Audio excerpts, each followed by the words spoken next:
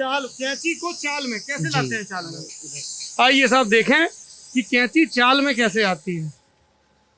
कैंची को ऐंठ की जरूरत होती है, कैंची को धार की जरूरत होती है, कैंची को चोट की जरूरत होती है। ये अयूब साहब फाइनल कर रहे हैं। धार बनने के बाद में ये चोटों का प्रोसेस होता है, जिसमें ये देखा जाता है कि कैंची की धार और प्रॉपर्ली वर्क करने लायक बनी या नहीं। ये क्वालिटी टेस्ट है, फाइनल है। तो आप लोग एक परिवार के हैं? जी जी, सभी परिवार। 7 पीढ़ी से आप ये काम कर रहे हैं। तो कभी आपके अयूब साहब, हमने कई जगह देखा है कि जो किसी फैमिली का ट्रेडिशनल बिजनेस होता है तो कई आगे जाके लोग बोलते हैं नहीं साहब इसमें बरकत नहीं, हम कुछ और करते हैं, पर आप लोग यही कर रहे हैं, इसका मतलब कैंची के काम में बरकत है खूब।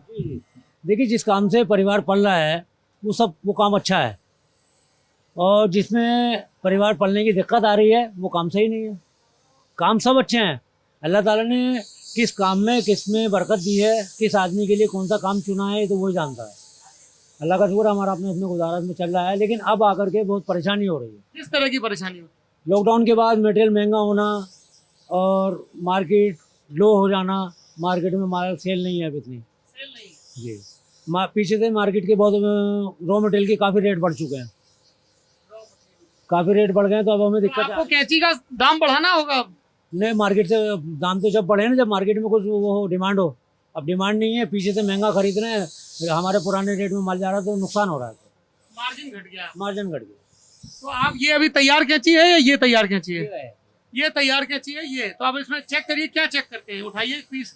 देखिए, इसमें अभी नोक मिली हुई नहीं है, सबसे पहले हम इसको नोक मिलाएंगे। नोक मतलब ये बराबर आना चाहिए। अभी बराबर आ गई, ये आपस में बराबर आ गई तभी बाल काटेंगे। बराबर नहीं है, जी जी बराबर नहीं है। जी जी जी इसको आप ठोकेंगे, जी, ये बराबर आ जाएगा। बराबर आएगी। अब जैसे ढीली है, हाँ। अभी ढीली है, ग्राइंडिंग हो गई, ढीली हो गई। अब इसको हम रिपीट से टाइट करेंगे। अभी अभी एकदम थोड़ा अटक रही है। हम इसको देखते हैं कहीं अटके ना और स्मूथ चले। अभी तैयार हो गई। अभी तैयार हो गई। अब थोड़े इसमें ऑयल लगेगा और पैकिंग होगी। अब ये डीजल में धुलेगी पहले, डीजल में धुलने के बाद फिर इसमें ऑयलिंग होगी, ऑयलिंग सब ये पैक होगी। डीजल में धुलेगी, फिर ऑयलिंग होगी, कचरा बाहर हो जाए जो इसमें थोड़ा बहुत चिपक गया कुछ। जी जी, ये सब साफ होने के बाद फिर ऑयलिंग करके फिर ये पैक हो जाएगी। फिर ये पैरासीजर तैयार हो। जी जी, इस तरह की तब्दीलियां देखी मार्केट में। अब तो बहुत नए नए प्रोडक्ट, कुछ चाइना की भी कैंची बन के आ रही है क्या? कैसा मुकाबला हो रहा है चाइना से? क्या दिक्कत आ रही है? क्या कोशिश तो पूरी कर रहे हैं, लेकिन क्या है कि एक तो हमारे यहाँ रॉ मटेरियल काफ़ी महंगा है, इसलिए हम उससे कंपटीशन नहीं कर पाते। दूसरा, हमारा हैंडीक्राफ्ट है, वो ऑटोमेटिक मशीनों पे काम करते हैं, CNC पे, तो इससे बड़ा काफ़ी डिफरेंस आता है। सब कुछ ऑटोमेटिक है? सब कुछ ऑटोमेटिक है, हमारा सब कुछ हाथ का है। सब कुछ ऑटोमेटिक नहीं होना चाहिए, क्योंकि उससे फिर रोजगार जाएगा। इसमें कई लोगों को काम मिल रहा है। लेकिन फिर भी कैंची हमारी कामयाब है। उन लोगों की कैंची दोबारा रिपेयर नहीं होती, हमारी बार बार रिपेयर होती है। अच्छा। जी जी, अभी ये नाई इस्तेमाल करेगा, धार खराब हो गई, दोबारा धार लेगी, फिर दोबारा धार लेगी, फिर धार लेगी। क्यों नहीं हो पाता ऐसा? उनके में जो हम ये कर्व डालते हैं ना, ऐंठ डालते हैं, आपने भी देखा था, उनकी कैंची में ऐंठ नहीं होता। हमारी ये कैंची, ऐंठ का मतलब है कैंची एक दूसरे से मिलके चलना। ये रिपेयर होती रहेगी, मिलती रहेगी, रिपेयर होती रहेगी, मिलती रहेगी। उनकी अगर हमने रिपेयर करी तो कैंची ख़त्म, बस जब तक चल रही है चल रही है। उसको चलाओ, वो क्या कहते हैं इंग्लिश में, यूज एंड थ्रो, ये बोलते हैं ना, वो चीज़ है उनकी। हमारी बार बार चांद तक वरना शाम, चले तो चांद तक वरना शाम तक, चीन का वो हाल है। बस बस बस, हमारा जो है चलती जाएगी। कहते हैं ना, वो दादा ले पोता बढ़ते। हमारी ये कैंची का नाम दिया गया है दादा ले पोता बढ़ते। दादा ले पोता बढ़ते। अब आप देखिए, 3 पीढ़ी चलेगी। इस तरीके की कैंचियाँ इतनी पीढ़ियों से 3.5 साल से बनाई आ रही हैं। आगे अब चाइना की टक्कर देने के लिए ला रहे हैं, डिजाइनिंग में ला रहे हैं। चेंजिंग ला रहे हैं। अभी हम नया पीस लाए हैं, बनाया हमने अपने तरीके से, लेकिन मॉडल चाइना की तरह है। इसमें तो नक्काशी जैसी कुछ है। जी जी, इनोवेशन किया है और ये लेजर मार्किंग की है इसमें। इसमें बोली माइक में क्या किया है? ये लेजर मार्किंग की है हमने, हाँ। नया डिजाइन बनाकर हैंडल्स का, और ये इसका लुक वाइज जो है हमने एक नया डिजाइन डाला है। इस तरह की कैंची हमने तैयार करी है। कितने की है? ये है लगभग 200 रुपये का पीस है। 200 की। बाजार में जाके कितने की बिकेगी ये? 350 400। जी जी जी जी जी, कितने की? हमको तो आप इसी रेट पे दोगे ना, फैक्ट्री रेट पे? नहीं, आपको तो हम अपनी तरफ से गिफ्ट में देंगे। अरे नहीं नहीं, गिफ्ट देखिए, आपके इतना हुनर का मेहनत का काम है। ये देखो, ये यार शरीफ भाई, हम इतना मोहब्बत से आपसे बतिया रहे थे, अयूब भाई ने हमको असली माल दिखाया, आप हमको वही की कैंची में टरका रहे थे हैं। देखिए कुछ चीजें जो हैं वो लास्ट के लिए बचा के रखनी चाहिए, क्योंकि सरप्राइज अगर नहीं होगा तो मजा नहीं आएगा। हाँ, ये तो बड़ी खूबसूरत। अच्छा एक चीज बताइए अयूब साहब, जो बड़ी वाली कैंची बनती है, जैसे एक वहाँ कूलर के ऊपर रखी जिससे कपड़ा कटता है, वो भी बनती है मेरठ में? मेरठ में बनती है, काफी बनती है। तो कितने तरह की कैंची? एक बिल्कुल छोटी कैंची होती है जिससे लोग अपनी मूंछ का बाल काटते हैं, छोटी सी होती है। यही है, इसी के साइज से थोड़ा छोटा होता है वो, यही साइज है, इससे थोड़ा छोटा होता है। कुछ नंबर चलता है कैंची में? जी जी, ये 6 इंच का है, ये 6 नंबर का, 6 नंबर का है, क्योंकि इसकी लंबाई 6 इंच 6 इंच है। हाँ। ये 7 है, ये 7 है। 7 नंबर है। अच्छा, ये 7 इंच है, 7 नंबर है। आम भाषा में इसको 30 बोलते हैं। 30 क्यों बोलते हैं? बस पुराना पता नहीं हमारे बुजुर्गों ने क्यों रखा था स्पेशल 30। 3-0 रख दिया था, वरना स्पेशल 30। 3-0 तो 7 इंची को 3-0 ही बोला जाता है। और वैसे अगर कोई पूछेगा कि 7 इंची है 6 इंची, यही बताया जाता है। स्पेशल 30 है। तो कोई क्राइम थ्रिलर लिखने वाला व्यक्ति हो, है ना, अनुराग कश्यप नुमा कोई फिल्म डायरेक्टर हो, तो वो अपनी एक फिल्म का नाम रख सकता है स्पेशल 30, और उसमें एक प्रोटैगनिस्ट होगा जो बढ़िया बाल काटेगा और रात में वो तमाम जो जुल्मी किस्म के लोग हैं उनको अपनी तरह से न्याय दे सकता है, या गड़बड़ आदमी विलेन भी हो सकता है जिसका नाम स्पेशल 30 हो। एकदम सुन के एकदम बड़ा थ्रिलिंग वो आ रहा है। साउंड भी थ्रिलिंग आ रहा है कि कूलर की आवाज आ रही है? जेरी जी, हवा आ रही है, हमको भी जमाने की हवा लगती जा रही है। ये स्पेशल 30 है, ये 6 नंबर है। अच्छा, ये नया आइटम है। 7 नंबर 30, ये स्पेशल 30, सुपर स्पेशल हो गया। ये इसका नया वर्जन जो है, नया मॉडल जो बनाया है वो आपका 7 इंची है, ये जिस 30 का। तो ये हम अपने राजू भाई के लिए जो हमारे बाल काटते हैं उनके लिए मैं स्पेशल 30 ले जाऊं या 6 नंबर ले जाऊं? क्या लगता है आपको, वो कौन सी इस्तेमाल करते होंगे? वो 6 इंची इस्तेमाल करते होंगे। 6 इंची? जी हाँ। तो जो अच्छे ब्यूटी पार्लर वाली है। होता क्या है, होता क्या है कि जो बार्बर शॉप्स हैं वो अपने हिसाब से रेडी का वर्क करती हैं। कोई 6 इंची चलाना पसंद करता है, कोई 7 इंची चलाना पड़ता है, क्योंकि जब लंबे बाल होते हैं ना ज्यादा, हाँ। तो उसमें कैंची बड़ी चाहिए, बाल ज्यादा काटते हैं। हाँ, और जिनके बहुत बारीक बारीक छोटे छोटे होते हैं, हल्के हल्के सी सेटिंग करनी होती है, वो 6 इंची से काम करता है।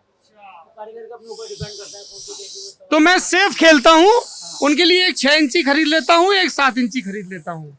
हैं, अभी मेरे बहुत सारे दोस्त देखेंगे, अरे आप बताइए, हमने देखा आपका वीडियो, हमारे लिए भी एक ले लेते, इसलिए हम 2-4 एक्स्ट्रा भी ले चलेंगे। और अब ये बता दिया है तो एक कतार ये भी हो जाएगी, आपने तो कहा था 4 एक्स्ट्रा हैं। चलिए अयूब साहब, आपने बड़ी जरूरी बात बताई। एक मेरे 2 आखिरी सवाल और हैं। एक, आपने बड़ी मानीखेज बात कही कि जी चलती रहेगी, रिपेयर होती रहेगी, फिर चलती रहेगी। ये सिर्फ हिंदुस्तान की कैंची नहीं, हिंदुस्तान की सोसाइटी का भी यही हाल होना चाहिए, अपने आप को रिपेयर करती रहे और चलती रहे, हिंदुस्तानी कैंची की तरह, चाइना की कैंची की तरह ना हो। ऐंठ थोड़ी सी हो, पर वो ऐंठ कैंची को धारदार रखने के लिए हो, है ना, ताकि वो काम करती रहे। दूसरा, आपने कहा कि चाइना से मुकाबला तो हमारा हुनर करेगा। सरकार ऐसा क्या करे जिससे ये जो मेरठ का कैंची उद्योग है वो और तरक्की करे? आपका माल चाइना के माल के मुकाबले पूरी दुनिया में, साहब कैंची तो इंडिया वाले बनाते हैं, और उसमें भी मेरठ वाले। क्या करना चाहिए सरकार को, क्या डिमांड है आपकी? इसमें सरकार को सबसे पहले तो मटेरियल का थोड़ा हमारा वो कर दे, थोड़ा मटेरियल जो है बहुत ज़्यादा महंगा हमें पड़ता है, मटेरियल सस्ता हो। दूसरा सस्ता हो, या फिर ये हो कि आपकी कैंची का इतना प्रचार प्रसार हो कि लोग थोड़ी महंगी भी खरीद लें, थोड़ा प्रचार सरचार हो। और दूसरा ये कि थोड़ा हमारा सपोर्ट हो कि हम छोटी छोटी यूनिट है हमारी, हम इसको थोड़ा बड़ा करें, गवर्नमेंट हमें सपोर्ट करे लोन के रूप में किसी भी तरह से। तो मुद्रा योजना वगैरह के लोन मिलते हैं बैंक में, वो आपने कभी करनी होगी। इस पर मैं आपको बहुत सारी चीज बताऊंगा। देखिए, प्रधानमंत्री जी की बहुत सारी योजनाएं चलती हैं, और यूपी गवर्नमेंट की भी चलती हैं, लेकिन उनको लेने के लिए जब किसी ऑफिस वगैरह में जाया जाता है तो वहाँ, मतलब यहाँ पर मेरठ में DIC ऑफिस है, DIC ऑफिस के अंदर कोई भी लोन लेने के लिए अप्लाई करते हैं, लेकिन लोन देता है बैंक। कैंची उद्योग में काफ़ी यूनिट्स ने अपने फाइल्स वहाँ के थ्रू बैंक पहुँचवाई, लेकिन अभी 6 महीने हैं और जिस तरीके से अभी लोन बांटने की प्रोसेस चल रही है कि खूब दिया जा रहा है, लेकिन एक भी लोन कैंची उद्योग को नहीं मिल पाया। उनको बैंकों ने फाइलों में ITR में इल्जा दिया। मैं पर्सनली DIC ऑफिस के GM साहब से मुलाकात की कि हमारे यूनिट के लोगों को जो है लोन नहीं मिल रहा है, बैंक नहीं दे रहा है। उनसे जी बस इतना ही मांगते हैं, क्योंकि इतने ही है कैंची उद्योग के लिए, एक यूनिट के लिए 10 से 20 लाख रुपए की रेंज ही इतनी बहुत है, लेकिन वो लोन नहीं मिल पाता। वो उन्होंने पेपर वर्क में फंसा दिया, ITR लाइए, ये लाइए, वो लाइए, और जबकि DIC से फाइल वहां जा चुकी है। ये तो लोन का प्रोसेस खत्म हो गया यहाँ। मतलब आप ये कह रहे हो कि कागजी कार्रवाई में वो थोड़ा सा सरल बनाना चाहिए। सरल बनाना चाहिए। तो आप लोग इनकम टैक्स वगैरह नहीं भरते हो क्या? नहीं, हमारी आमदनी इतनी है कि हम इनकम टैक्स इतनी ज्यादा नहीं कर पाएंगे। टैक्स तो लोग जीरो भी भरते हैं। जीरो तो भरते हैं ये टैक्स, इनकम टैक्स रिटर्न। लेकिन एक मान लीजिएगा मैं भर रहा हूँ, अय्यूब भाई भर रहे हैं, लेकिन कोई नया बंदा अगर जाए तो क्या उसको पहले ITR भरनी चाहिए? आप कह रहे हैं नए वालों के लिए तो मुद्रा योजना का लोन तो उसी तरह का होता है। नहीं, मुद्रा लोन के लिए क्या है कि आप अगर नया काम कर रहे हैं, जरूरी नहीं ITR आपके पास है, तो प्रपोजल देना पड़ता है। प्रपोजल देना पड़ता है बैंक को। ठीक लगा तो आपको लोन देंगे। वो ITR का बेस ही नहीं है उसमें। नहीं तो उसमें नहीं है, तो वो ITR उसमें ही मांगते हैं। उसमें भी मांगते हैं। मैं पूछूंगा किसी बैंक वाले जी। पर आप लोग कोशिश जारी रखिए, और एक इतने लोगों को रोजगार मिल रहा है, और जब आप लोगों के ये प्रोडक्ट बढ़िया होंगे तभी तो इंडिया का प्रोडक्ट बढ़िया होगा, इंडिया की इकोनॉमी बढ़िया होगी, तभी हम चाइना को टक्कर देंगे। चाइना को कोशिश हमारी यही है कि बाहर का जो कैंची चाइना वगैरह से आ रही है वो ना आए, हमारा प्रोडक्ट ज्यादा सक्सेस हो। अरे हम तो चाहते हैं आपका प्रोडक्ट इंडिया के बाहर भी जाए, यूरोप में भी आप बाहर भी जाए। अब हम ये कोशिश करेंगे। आपने देखा प्रोडक्ट कितना अच्छा हम बना रहे हैं हाँ, चाइना की टक्कर पे। रॉयल, अच्छा ये बढ़िया वाला काम है इसलिए रॉयल जोड़ दिया इसमें। एक चीज ये है कि जितनी भी यूनिट्स मेरठ के अंदर सीजर्स बनाती हैं, वो सारी अपने लिए बहुत अच्छी बनाती है, इंडिया की मार्केट को कंप्लीट करती हैं। वो चाइना, इंडिया की मार्केट को चाइना भी आकर यहाँ पर 65% तक लॉकडाउन से पहले कैप्चर कर चुका था, यूज एंड थ्रो की कम रेट की वजह से। कुछ गवर्नमेंट पॉलिसीज ऐसी थी जिन्होंने हमारे काम को खत्म किया, जैसे वहां से ज्यादा इंडिया में सीजर्स का आना, कम रेट पर आना, अंडर बिलिंग होकर आना, अंडर बिलिंग होकर। थोड़ा खोल के समझाइए दर्शकों। उसकी वजह यह है कि GST 18% सीजर्स पे लगा दी गई है, कैंची पे 18%। इससे बहुत फर्क पड़ा, क्योंकि जो चीज आप 200 रुपए की खरीद रहे हैं, जब उसे 18% की खरीदेंगे तो 236 रुपए की हो गई वो, तो कॉस्ट ऑटोमेटिकली यूजर ही पेड करेगा। हम लोग अगर प्रोसेस में कहीं से एडजस्ट करते हैं GST को, लेकिन वो प्रोसेस लास्ट में तो यूजर को ही देना है ना। जब उसकी कॉस्ट महंगी होगी तो वो कहेगा यार चाइना की सस्ती है, तो हम लोगों की चाइना की सीजर्स वो ज्यादा यूज करने लगे। और अंडर बिलिंग का ये मतलब है कि जो चीज उनकी 300, 350, 400 रुपए की बिकनी चाहिए, वो चीज उनकी 200 रुपए से नीचे की बिक रही है। तो इसके लिए हमने गवर्नमेंट से भी एक बार कहा था कि इस बारे में कि भाई GST हमारी कम की जाए, और चाइना से जो इम्पोर्ट है वो इम्पोर्ट ड्यूटी उनकी बढ़ाई जाए। जिस तरीके से खिलौने पर 60% बढ़ाई है, इसी तरीके से इंडिया की जो मेरठ की कैंची है उस पर भी चाइना की सीजर्स। कैंची सिर्फ मेरठ में बनती है पूरे देश में? जी मेरठ में ही बनती है, क्योंकि बल्ला तो मेरठ में बनता है, कश्मीर में भी बनता है। जी मेरठ में तो कैंची सिर्फ मेरठ में ही बनती है। और देखिए GI टैग प्राप्त है कीची मेरठ की। जी हाँ, उस GI टैग को लेने के लिए मैंने बहुत मेहनत की है, और उसके अंदर हमारे जो पुरखों के एविडेंस थे, जो उनके जो रजिस्ट्रेशन थे, वो काम आए। और बौद्धिक संपदा मिलना एक बहुत बड़ी बात है, और उसके बावजूद भी हम स्ट्रगल कर रहे हैं। इस पे तो भाई सरकार को खूब ध्यान देना चाहिए।